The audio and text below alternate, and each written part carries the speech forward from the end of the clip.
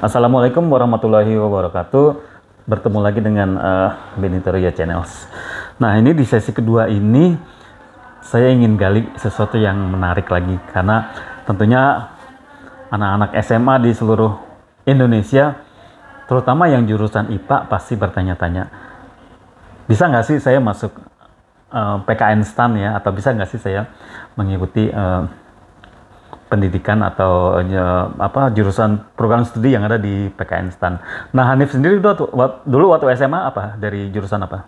Kebetulan sekali di SMA saya jurusan IPA, Pak, dan tidak memperoleh ekonomi ketika SMA. Oh, jadi Hanif itu anak IPA waktu SMA-nya ya? Iya. Dan tidak ada, kalau linjur itu apa sih?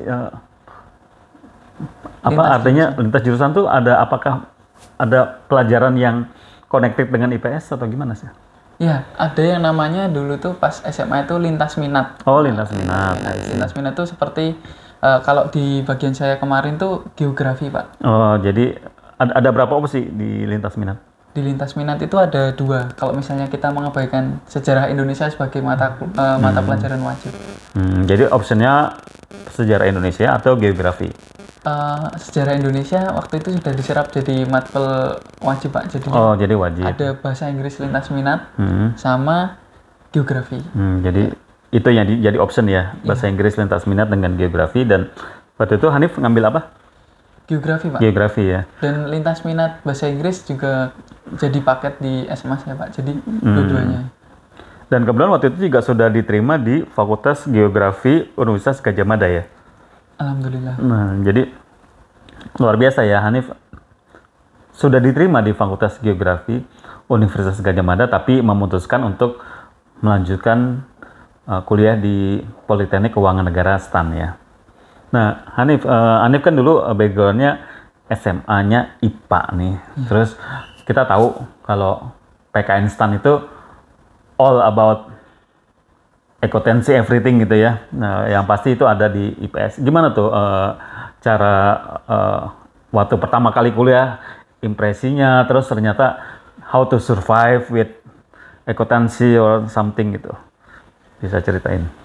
Yang pertama tentunya kaget ya, Pak, karena lingkup yang dibelajari ketika SMA itu lebih ke mata pelajaran yang eksakta ya, biasa hitung, rumus ya. Iya. Terus masuk ke kuliah tuh, apalagi di SMA saya kan saya tidak mendapat matkul ekonomi. Nah, jadinya pas kuliah akuntansi ya sempat struggle di semester 1, semester 2. Bahkan waktu itu IP saya di bawah 3,5. Kan sebenarnya tuh di PKN STAN tuh ada batas minimum IP-nya, yaitu sebesar 2,75. Atau kalau misalnya ada 2 mata kuliah yang bernilai D, yang DO, mata kuliah wajib itu langsung DO. Langsung DO ya, yaitu kedinasan memang seperti itu ya. Nah, sekarang kalau kita bicara akuntansi dengan matematika atau fisika ya, itu kan sama-sama ngitung. Apa sih bedanya? Kan sama-sama ngitung, tapi apa bedanya? Kalau dari persamaannya ya, Pak, persamaannya tuh kita harus belajar konsepnya dulu, lalu kita menghitung. Namun bedanya tuh, kalau di fisika ataupun matematika mungkin mereka tidak terlalu menilai step-stepnya. Nah, kalau di akuntansi itu step-stepnya tuh rigid. Jadi harus mengikuti peraturan kaidah dari akuntansi itu sendiri. Walaupun dalam beberapa case kita bisa melakukan pengembangan, Pak, tapi ada hukum-hukum tertentu dalam akuntansi yang itu harus ditaati dalam setiap prosesnya sebelum akhirnya kita bisa mendapatkan hasilnya. Terus kamu sendiri sebagai anak IPA kaget nggak awal-awal kuliah itu kan? Karena otak kita pasti terbiasa dengan hitungan, dengan rumus ya. Kaget nggak ketika, akuntansi like this gitu? Kaget, Pak. Bahkan saya itu pas tingkat 1 pernah berpikir apa aku ikut SBMPTN lagi gitu, Pak. Kayaknya aku salah jurusan di sini. Namun pas di semester 3 itu kebetulan dapat dosen yang dia benar-benar memotivasi saya, dan semester 4 pun juga dapat dosen yang benar-benar memotivasi. Terus akhirnya di tingkat 2 itu akhirnya saya bisa sedikit demi sedikit mencintai akuntansi.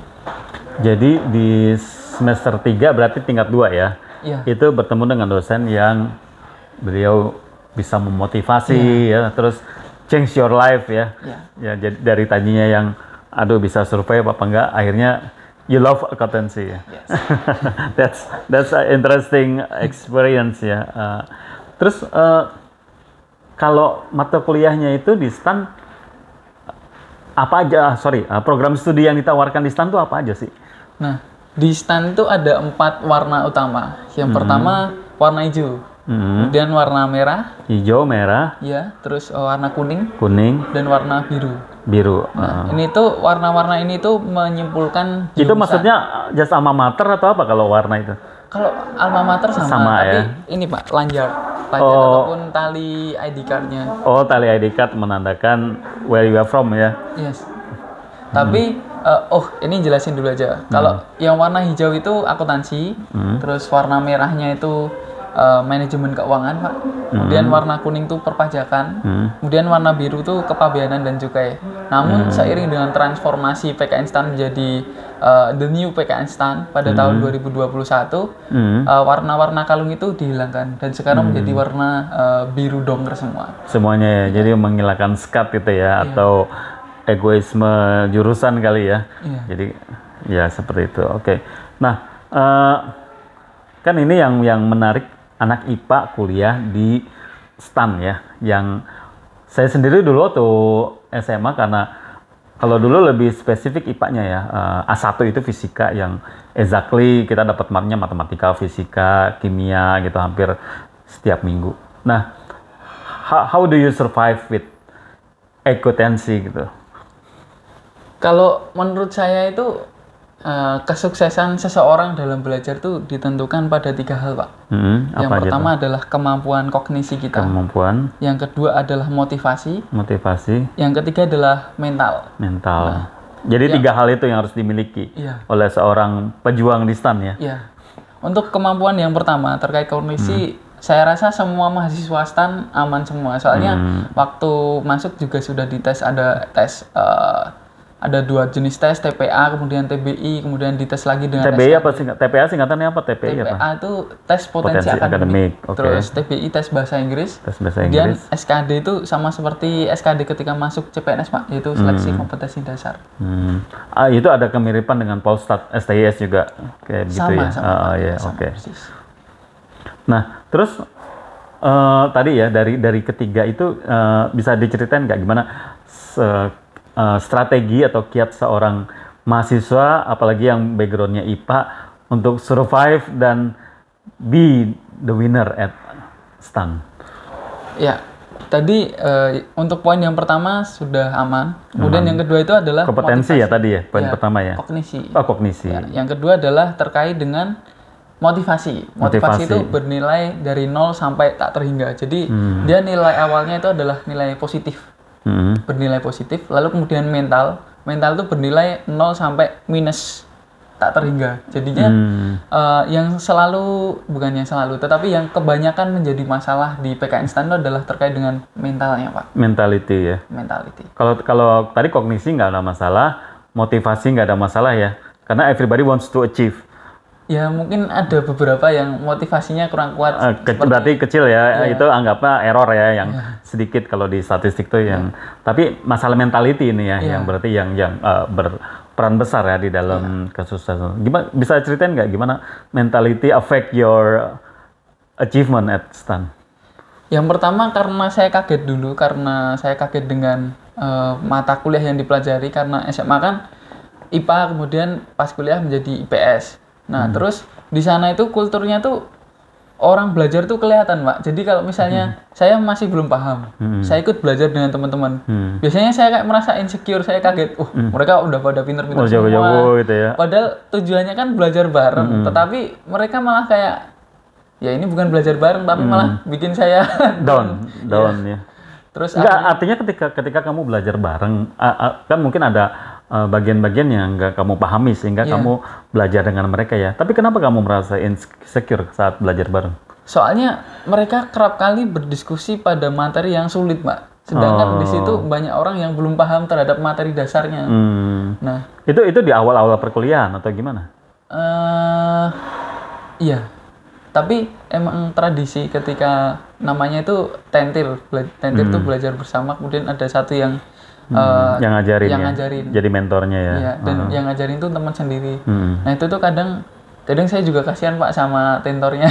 Kenapa tuh? Soalnya kan kadang ditanyai pertanyaan-pertanyaan yang sulit, padahal kan dia kan mengajari. Padahal harusnya kita equal ya. Iya. Jadi bukan dia dosennya ya. Kalau dosen bolehlah kalian tanya pertanyaan apapun ya. Oh, oke gitu. Ya, Terus di tingkat 2 itu ada satu hal yang unik juga. Jadi waktu tingkat 2 tuh saya main game, Pak, main game PUBG. Saya punya motivasi, saya harus ngerjakan tugas semuanya, selesai di siang itu, biar saya malamnya bisa main game. Dari situ saya jadi terbiasa mencicil belajar gitu, Pak. Mencicil belajar. Jadi kalau misalnya jadi hutangnya diselesain dulu ya. Jadi setidaknya kalau misalnya saya ikut belajar bareng, saya udah punya dasar-dasarnya dulu. Nggak blank ya saat datang belajar bareng ya. Jadi tidak semua game itu memberikan efek negatif sebenarnya. Oh, ini pembela game nih ya. Terus ceritain deh, kalau tadi kan di ISTAN ada 4 jurusan ya, akuntansi, manajemen keuangan ya, terus kepabeanan dan bea cukai, satu lagi perpajakan ya. Kalau di akuntansi itu mata kuliahnya apa aja? Bisa sebutin nggak nama-nama mata kuliah di program D3 akuntansi ya? Mungkin mata kuliah yang menjadi core akuntansi dulu. Untuk di tingkat pertama itu ada yang namanya pengantar akuntansi, Pak, ataupun introduction to accounting. Kemudian yang kedua itu adalah AKM, akuntansi keuangan menengah. Lalu di tingkat 3 ada akuntansi keuangan lanjutan ataupun AKL. Lalu ada mata kuliah pendukung, misalnya akuntansi pemerintah, kemudian audit keuangan sektor komersial, terus praktik auditing, lalu ada juga analisis laporan keuangan. Itu gambaran mata kuliah di ISTAN ya. Jadi all about akuntansi ya memang. Oke. Ya, jadi tadi perbincangannya menarik sekali ya dengan Hanif ini soal kuliah di ISTAN. Nanti kita ada sesi berikutnya ya, sesi 3 tentang kenapa sih alumni ISTAN dibutuhkan di semua instansi pemerintah. Oke, sampai ketemu. Wassalamualaikum warahmatullahi wabarakatuh.